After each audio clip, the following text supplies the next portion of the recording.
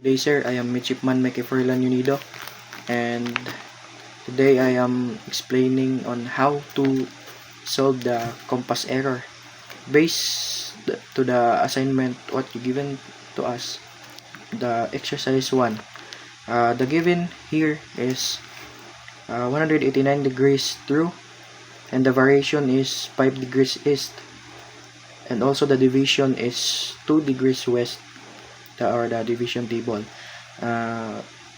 We must find the PSC or the per ship course, the compass course, and the compass error. What I use here is step 1, use TVMDC formula. The true course here is 189 degrees, so we must apply the variation. 5 degrees is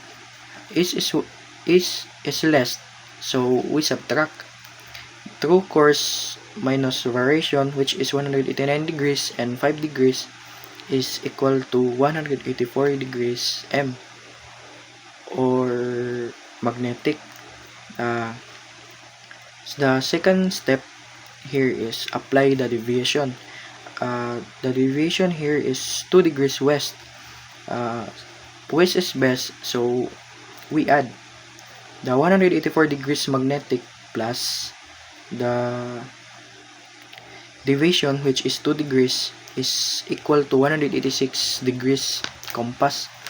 The answer here is the answer to the problem is PSC compass course is equal to 186 compass, and the compass error is from the variation plus the division, which is 500 degrees east plus 2 degrees west, negative 2 degrees west, east positive, west negative 5 degrees, minus 2 degrees is equal to 3 degrees east. The compass error here is 3 degrees east west. That's all, sir.